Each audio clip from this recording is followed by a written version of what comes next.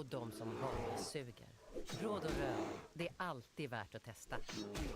But I don't really know anything else. I don't know, we drove by it. Most people struggle with physiological responses to lying, and using avoidance techniques to sidestep an outright lie can help minimize that discomfort. Repetition, which Daniel is defaulting to, can also make a person feel like they're solidifying their story. I'm just also trying to clear up some things, maybe some rumors and maybe some information in regards to you and the murder investigation that we're doing and the murders that happened on Cowell. What? Anything you can tell me? I haven't heard any of these rumors that you, like, I haven't heard anything about it. I haven't heard anyone say anything about me in regards to it. Like, honestly, I haven't heard anything about me in regards to that. I don't know why it would be there. Why anyone would spread a rumor. Notice how Daniel's hands start to twitch and how his speech stumbles. Like, honestly, I haven't heard anything about me. He can't even get through the statement at first. What if it becomes more than a rumor? Or if you have more information that you may have something to do with it? I can pretty sure that you don't. Pretty sure if you ask my mom, she'll say I was there. I don't know.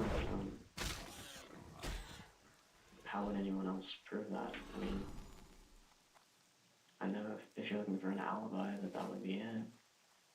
This is not reassuring because it's likely that his own mom is the one person who would lie and say he was there, rather than having been somewhere else. It seems Daniel may be thinking only along the lines of, they have no way of proving I wasn't home. When he mentions an alibi, this indicates that he's basically labeling himself a suspect. I had nothing to do with it. It's just a lazy weekend.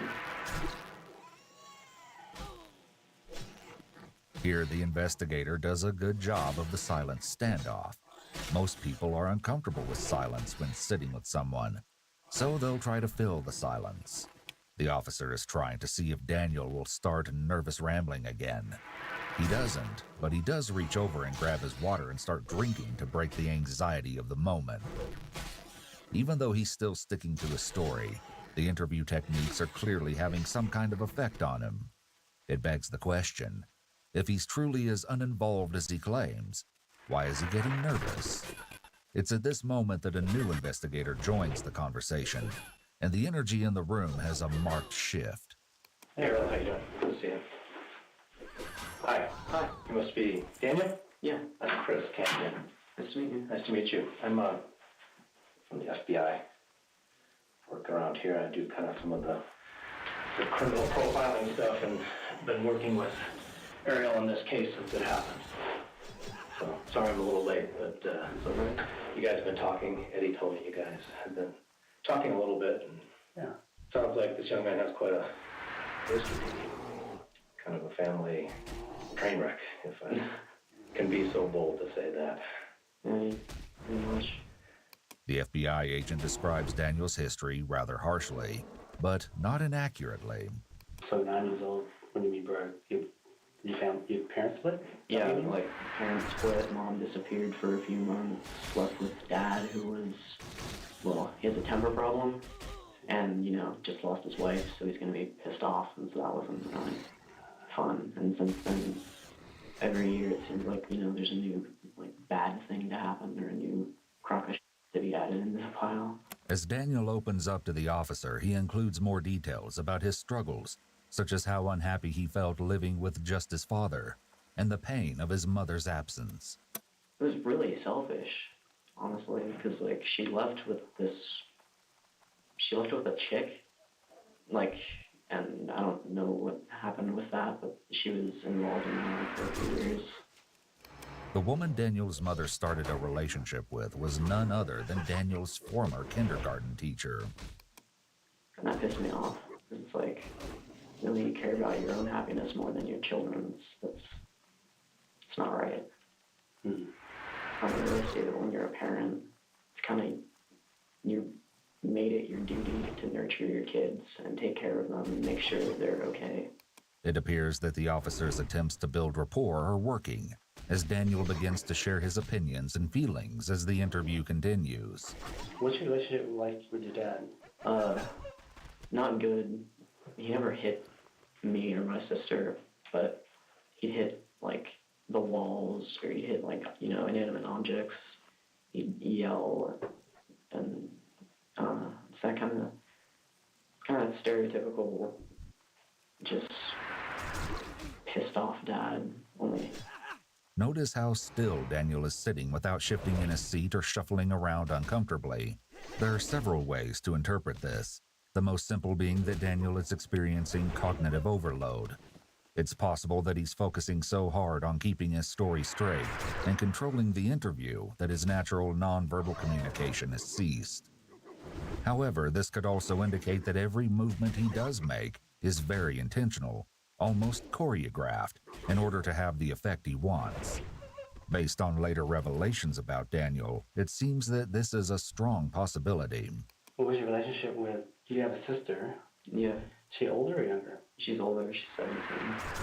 She was a really bad attention-seeking, habitual liar, a manipulator of my parents, and, when you're a little kid and you see that she's manipulating them and you try to tell them, they don't believe you, because you're just a kid and you don't know what's going on, supposedly. Yeah. If what he's saying about his parents and sister is true, Daniel is quite observant for being so young. It seems as if he has everyone figured out. In addition to the interpersonal conflict Daniel reports within the family, both of his parents allegedly had extensive medical history. In fact, at age 12, Daniel was publicly recognized for saving his father's life after he passed out while driving. As it so happened, Bill Marsh had suffered a heart attack. Daniel was able to stop the car safely and pounded on his father's chest until his heart started beating again. After digging into Daniel's family history, the FBI agent makes an extended effort to connect with Daniel on a personal level and build rapport. In addition to discussing Daniel's past, they chat about his interest in martial arts, video games, and music. There's a method to the madness, as the detectives lay the groundwork in an effort to get to the heart of one of the most heinous crimes we've covered so far.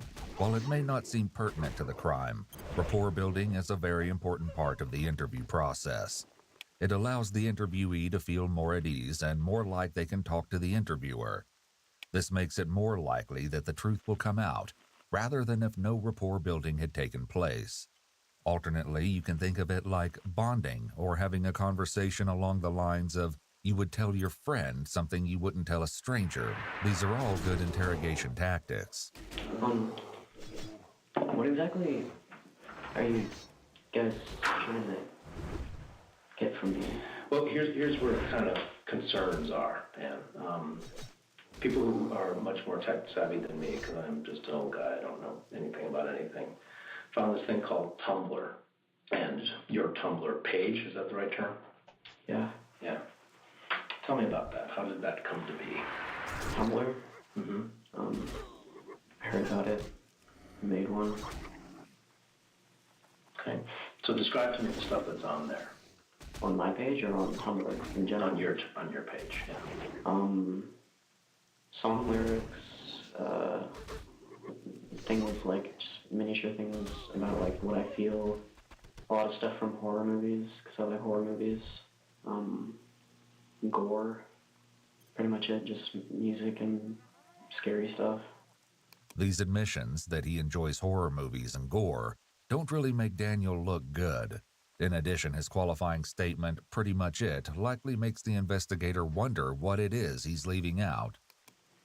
Horror movies and gore, yeah. Yeah. Seems like there's a lot of that on there. Well, since I was a little kid, I liked horror movies. I've been watching them, like, for a long time. I'm wondering if it's a refuge for you, Dan. In a way, it kind of is. I've got a dark, screwed up sense of humor, and actually a lot of that stuff makes me laugh when I... That doesn't sound suspicious at all, coming from a prime suspect. However, it's important to keep in mind that just because a teen dresses in all black and likes horror movies and gore, doesn't mean that they'll go on to harm others or act out what they see in horror movies. While laughing at seeing dark or scary things could make a person appear like they lack empathy or that they're so tough that they cackle at horrible things like a villain in a movie, the reality is they may be unknowingly trying to cope with intense emotions or situations. This occurs due to a phenomenon known as emotional homeostasis. This is similar to when the body sweats as a means of cooling off. Laughter in the face of something sad or dark could help the person cope with sad or negative emotions. It's very possible that Daniel may not know how to cope with difficult emotions, or he may be hypersensitive to intense emotions.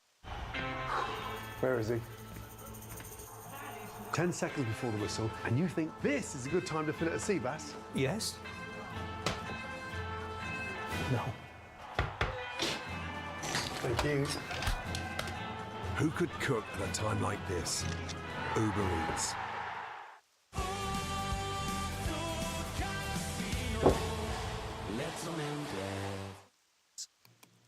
See it, and I don't know, not a lot of stuff makes me laugh. Mm-hmm. And so it's like, I like horror movies, and it's the same thing as a horror movie, only it's real in the sense of I don't have any connection to whoever it happened to. It doesn't really bother me. Right. So, and it's kind of like the cutting. It's a feeling, right? Yeah, seriously. Like, it makes me feel something, and I've just always kind of been into darker stuff. And what do you feel when you say it makes you feel something? What is it that you're feeling when you see the stuff on Tumblr, the gore? I don't know, it makes me feel like shocked, and I'm fascinated with anatomy, and so like you can see what happened to them and how warped their bodies are, and just it's kind of fascinating to think like what could have done that? How did that happen? Why did that happen? Just how did this all come to play? And